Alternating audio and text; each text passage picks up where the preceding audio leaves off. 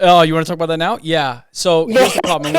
whatever you want, whatever you want. No, here's the problem. Italy, I'm calling it for Switzerland. I'll call it right here, right now. Switzerland. It's been like I've been telling our Swedish friend there. We said at the beginning of the tournament. Who's the attacking presence? Italy are great in the midfield. They're great at controlling the midfield.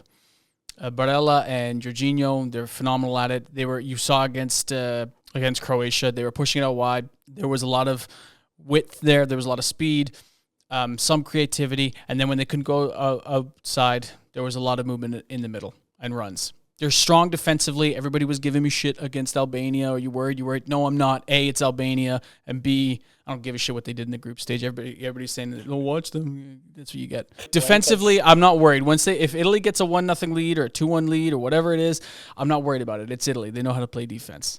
And this team is just as good. Bastoni and Calafiori, I feel, are really underrated back there. You got that man mountain in Donnarumma, so it's fine. It's the attacking presence. Who's the finisher? They are not clinical in the final third. There's nobody that can there's no Totti, there's no Del Piero, there's no Inzaghi, you know what I mean? I know I'm going back to the old days, but who's the finisher, right? There's no finishing sense. You stole the question I was going to ask, because honestly, I was thinking about it after our conversations, after watching the couple of Italy games. Like, what was your last big name striker? Are we talking Luca Toni? He was big, yeah, but he was made of glass. The last one was Del Piero, and they even had him playing out wide sometimes. Balotelli. Balotelli was our last pure striker. You're right. But he had moments of brilliance, but then moments of like, I'm gonna say it, and I'm gonna lose the entirety of our Belgium audience, even though we didn't have one before. Balotelli was kind of like Lukaku. He shows up some games and is the best striker on the planet. Other games he shows up like, who is this? Lukaku. He's way better than Lukaku. He's not Lukaku.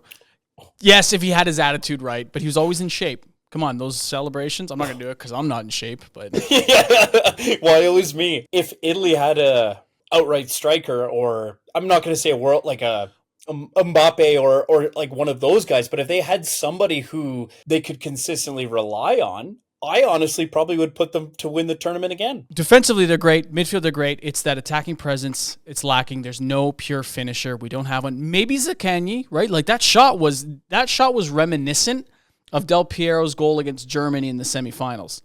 Right, I've seen a couple of those comparisons. Yeah. So Scamacca is a great center forward, but he's a classic center forward in that he's more about the setup than the finishing. If you watch him, a lot of his balls are phenomenal.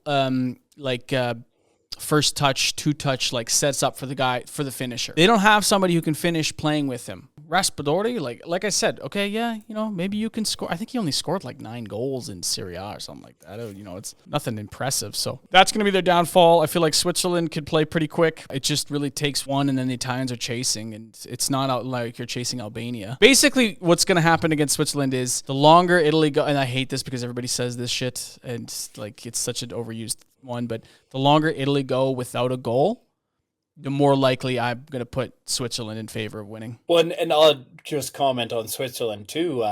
I will never forget that 2020 Euros. What was it, round of 16 quarterfinals, whatever it was. France goes up 3-1.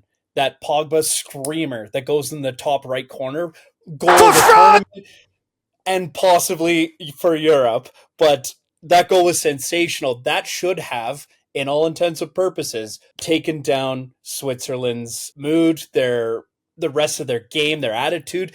They came back and won that in penalties. So Switzerland's dynamic. They're scary. I would hate to play them. Switzerland are the kings of round of 16 and quarterfinals. You want them to do anything past quarterfinals, ain't gonna happen. Like even quarterfinals, they don't always get through. But like they're the kings of the round of 16. Like they're pretty good. I don't want to play them, and we are. And I'm a little concerned. The only thing that the Italians have going for them that might work out in their favor is, as we always talk about it, that love and that cohesion for each other. Right, like pulling through the way they did, that can bring a squad together. And I'd agree with you, but I think Switzerland has that element too. No, the Swiss can't finish. They're like 7-Eleven.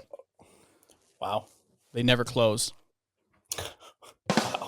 That was very North American of you to say. I'm going to peg Italy. Somebody's going to headbutt somebody, and the ball's going to be the back of the net, and everyone's going to go, oh, wow, we won the 2006 World Cup. Amazing. We deserve a new star.